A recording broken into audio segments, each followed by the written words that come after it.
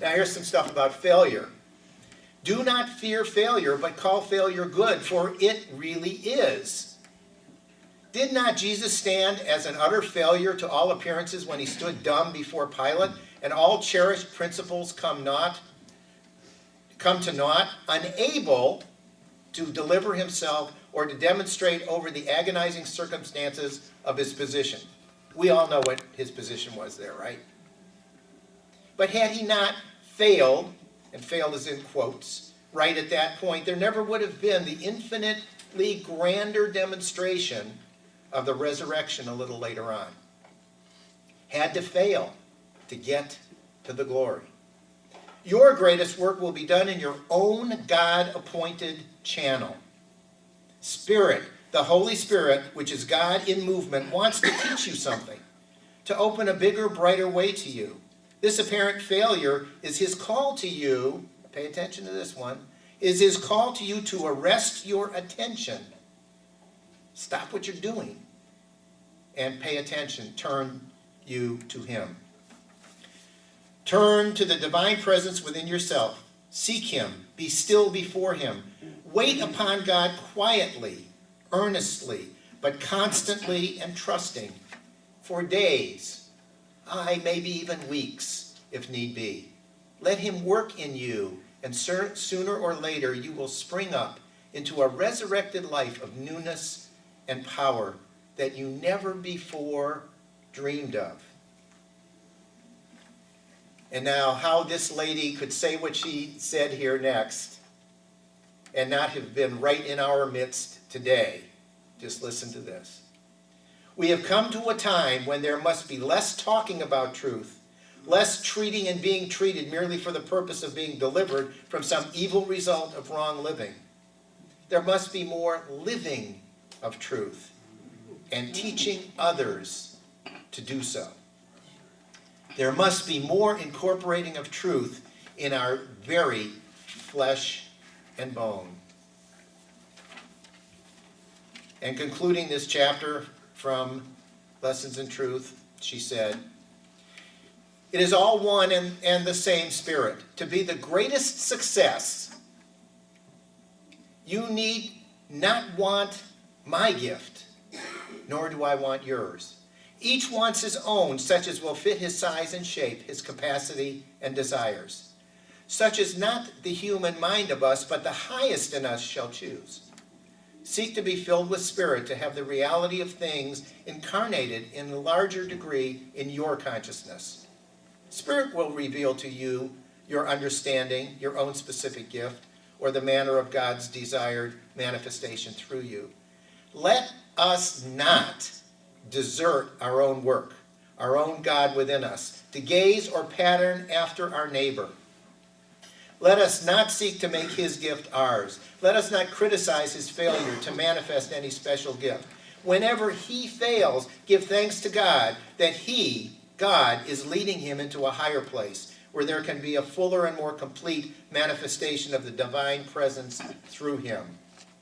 And finally, I beg you to lead a life worthy of the calling to which you have been called, with all humility and gentleness, with patience, bearing with one another in love, making every effort to maintain the unity of the Spirit in the bond of peace. Now, couldn't that be a speech that somebody would give today and have all the meaning that it had back then and more?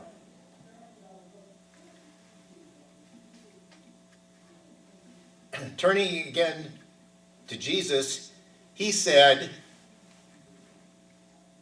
the one who believes in me will also do the works that I do.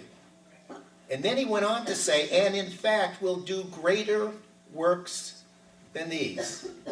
What a remarkable promise. You get that? What a remarkable promise that is. If you believe in your own creative power, the power within you, you can do more than Jesus did. But there's a monumental difference between wishing and doing. No one is ready to receive until he or she believes the goal can be achieved. No one is ready to receive until then. Your state of mind must be one of believing, not wishing.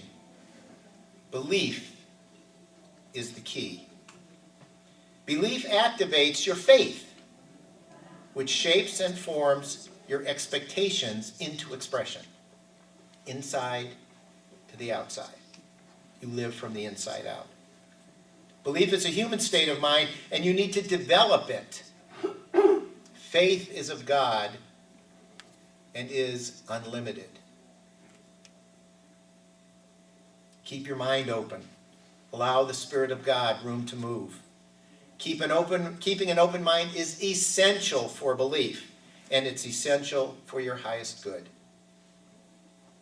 When you're in that flow, you allow the fluidity of the Spirit of God to make the final judgment as to your good. Whatever happens in the pursuit of your goal is good as long as you allow that Spirit to flow.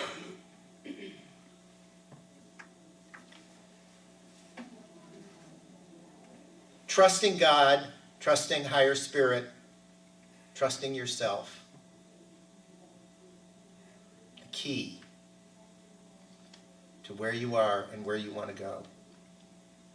Paul's declaration that God will satisfy your every need seems to get away from us. We seem to forget that. God does satisfy your needs, not by human standards. See, most of it get lost. Most of us get lost in that human aspect of it. We think we know what's best for us. But there's a divine order, a divine plan for us. We have to be patient. We have to be willing. We have to trust. We have to listen for the still small voice. God does satisfy your needs, not by human standards, but by spiritually rich standards. You need have no concern about your survival needs, for they will be provided.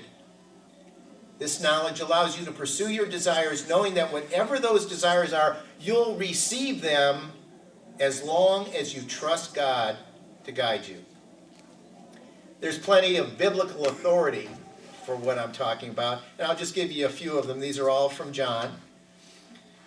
And they're very short, but they're very, very, very much to the point. And even now I know that whatever you ask from God, God will give you. Whatever you ask in my name, I will do it. Ask whatever you will, and it shall be done for you. If you ask anything of the Father, he will give it to you in my name.